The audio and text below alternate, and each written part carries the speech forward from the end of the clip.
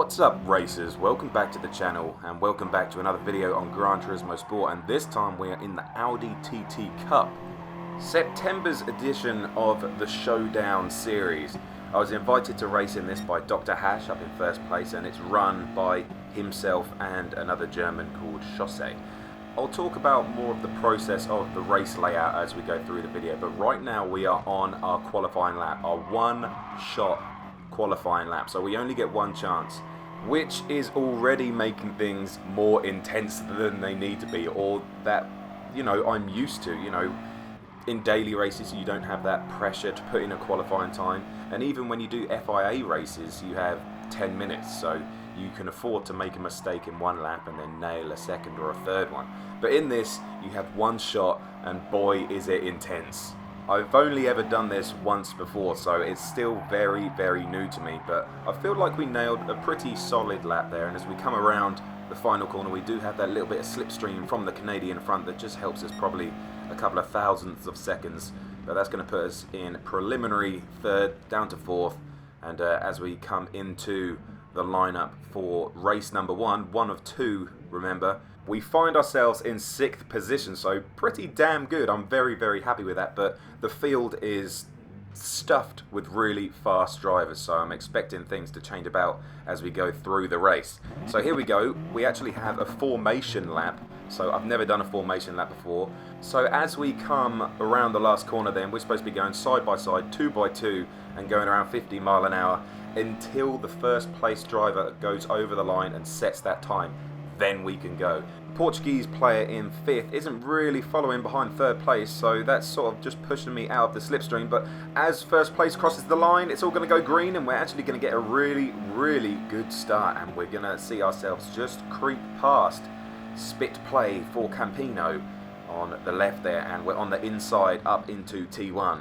Being very cautious, maybe too cautious on the brakes, sees us slide a little bit, but we do hold it together and keep the inside on the Portuguese driver, but he's going to get a better run out there and is just going to sweep around into 5th position. Not the greatest start in the world then, but I'm more than happy than being alive on the other side of T1. Obviously I was invited to this race, so all I want to do is to keep my nose clean and to drive fairly. I don't want to be crashing into anyone, and it makes it super hard to do that, seeming that the level of intensity in this race is so high. This kind of driving that you're watching now, this was it for 30 laps. It's on the edge, insane. I've never experienced anything like it before in my life. I'm constantly on edge, especially as you go through turn 1. This is a highlight video as well, so we will be jumping in between laps. So right now we've jumped to the end of lap 5, and Halbstadt's just going to look up the inside, and look how close we get as I tried to fight it around the outside. I'm pretty sure that we went inside of each other, but you know, that's for a different time and a different place, that conversation. But we managed to hold it around the outside and keep our 6th position, and I think being in the slipstream of the Portuguese driver there just helped us a little bit coming into turn 1 then, nice and easy on the brakes. Something that we haven't talked about yet is ABS. We haven't got any assisted braking system. So ABS is set on by default in the game, so that's when you press down on the brake as hard as you can, your tyres don't lock up. With no ABS, your tyres will lock up and you'll slide, you'll spin, you'll do all kinds of really weird stuff that you're not used to while in a braking zone.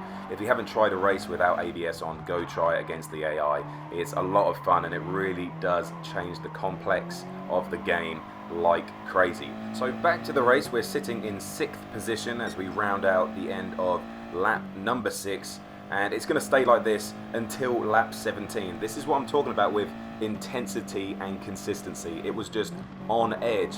And quickly looking at the lap times on the right there, my last 8 laps have been within 2/10 of each other. I'm really happy about that consistency, as something that's not being consistent is that Portuguese player there who has obviously locked up a little bit or just run wide on turn 1, and that's going to see himself into turn 1 realm, and anyone who has ever driven on Suzuka has probably ended up in that Suzuka realm. Jumping forward to lap 18, looking at the radar down in the bottom right, just going to see the blue icon there just sliding off of the track, and that's going to be Halbstadt making a mistake though giving us a little bit of breathing space behind us to another German, DR.Hash, who does reel us in over the next couple of laps, so lap 24 now, but coming into turn 1, once again, looking at the radar, you just see him slide off there, and he's made a mistake, and he's sent himself off the track there. He's got sucked off properly, and now we have BonkerS behind us. Now BonkerS very, very fast on this track, and you can tell by lap 26, he has actually caught us up to 3/10 now.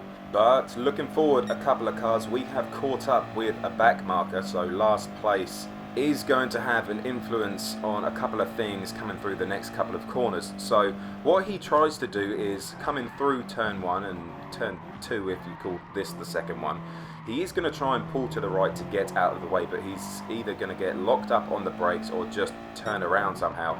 We are going to narrowly miss him, but looking at the bottom right, poor old BonkerS is just going to get collected by the back marker. F in the chat for BonkerS.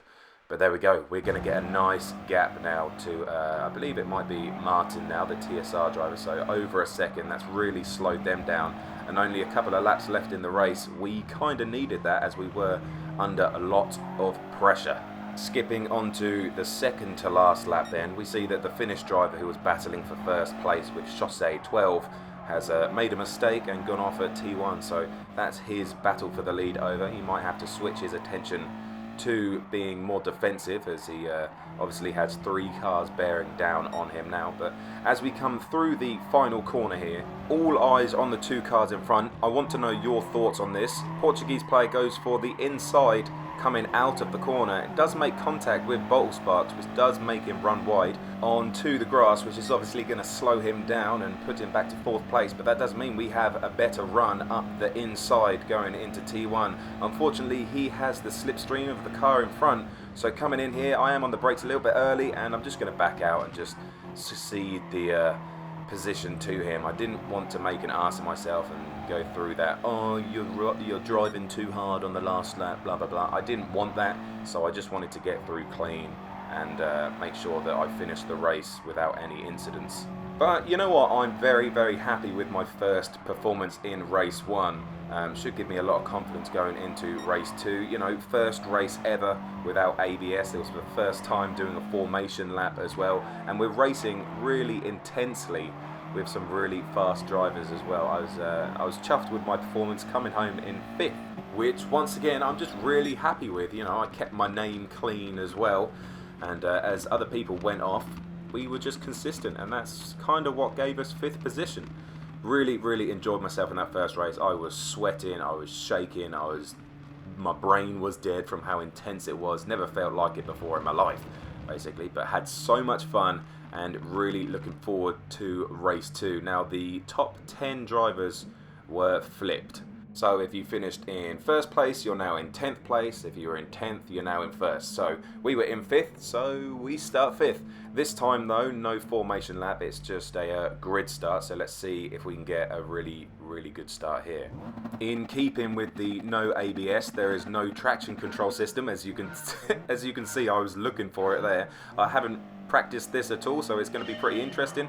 Little bit of wheel spin there, but just managing my throttle input, changing up to 2nd, nice and easy. We actually got a pretty good start, getting away from the Portuguese player behind, moving towards the inside just to be a little bit more defensive, but there he is on the outside again. Basically a carbon copy of the first race, first lap, first turn 1. I had to blip the brakes just there so I didn't go in the back of Halbstark, and that's going to give the run to the Portuguese driver around the outside. I'm going to try and hold it on the inside here, but he's just going to have a better run around the outside, and I'm just going to sit behind. I thought to myself I could try and fight him around the outside, but I'm trying to play smarter or race smarter recently, so if I did that, maybe I would have given an opportunity to Sparks to overtake me.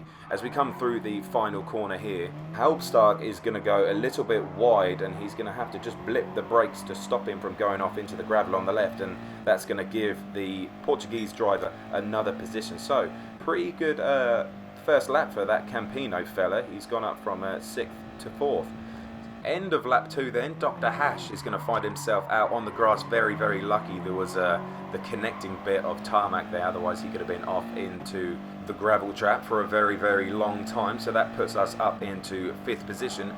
But at the end of lap 3, just a lap later, we're going to make our first big mistake of the event. Coming out the corner, we're just going to get on the power too soon, and we're going to put 2 wheels on the grass. Could have been a lot worse putting 2 wheels in the gravel there, but managed to hold it. That's going to gift Bottle Sparks with a 5th place and gives the invitation up the inside to the Portuguese player. Now going into turn 1, 2x2, I don't really want to be on the outside of a driver going in there, so I just sort of back off a little bit and just sort of accept that he's going in front of me. I just didn't want to end up in that T1 shadow realm.